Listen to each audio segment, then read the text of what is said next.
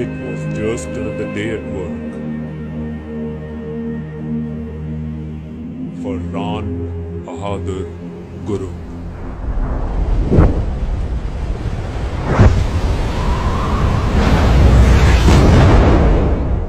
His was a workplace written with bodies and blood. But he has seen tougher days. Days where he was confronted with more brutal enemies and more hostile terrain. Ran Bahadur Gurung was a Gorkha.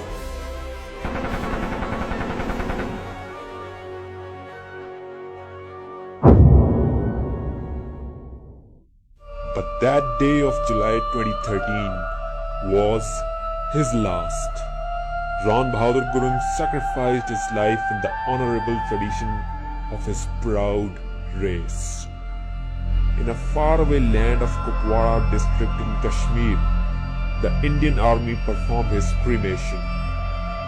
What was handed over of him to his loved ones waiting back home in Nepal was not his body, but a compact disc with the recording of his last rites.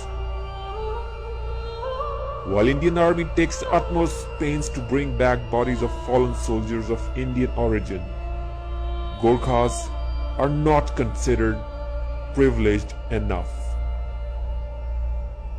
Laying lives for a country they had been looking up to, Gorkhas are now rethinking their allegiances to India, which recognizes their achievements and contributions in nothing but a well-crafted lip service.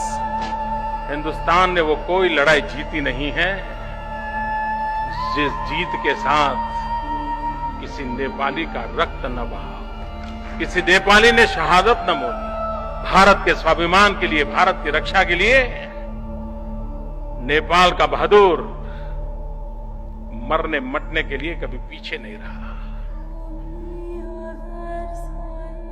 Despite employing Gorkha battalions on the front lines of toughest terrains to fight India's neighbors, Indian Army provides no opportunity for Gorkha soldiers to make it to the officer cadre. Gorkha soldiers in the PBOR cadre are also employed only in general duty roles and not considered worthy of technical and specialized roles due to a severe trust deficit.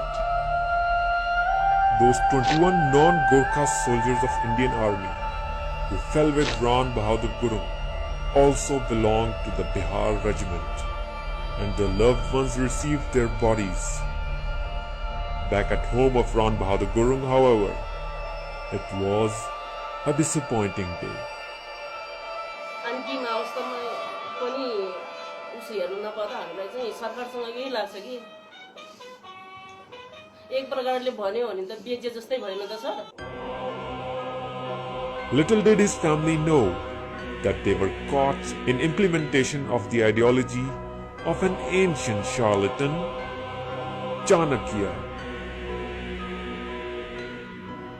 Chanakya's teachings advocate dangers of neighboring countries becoming influential over India.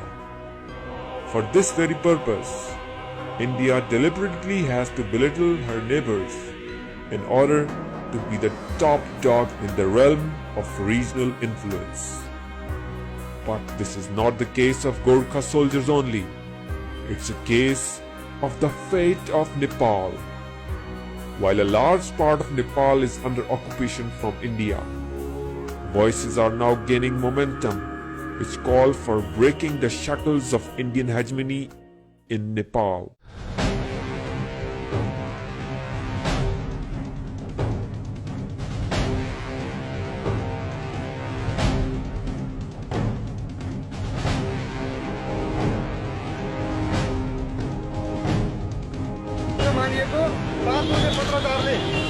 क्यों भाई hello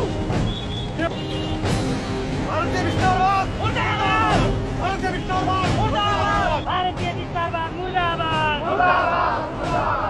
भारतीय विस्तारवाद मुर्दाबाद, मुर्दाबाद, मुर्दाबाद। तुम बोल दो कि ये बिहार है, लेकिन हम लोग कहते हैं नहीं हमारा ये नेपाल है, मरेंगे या मिटेंगे, लेकिन दूसरा नेपाल रहा है तो नेपाल रहेगा। Not only India is institutionalizing its interference in Nepal's internal affairs, but it is biting off more than it can swallow. The new generation of Nepal has now realized that in order to retain their true identity, they have to rise again as Nepalis.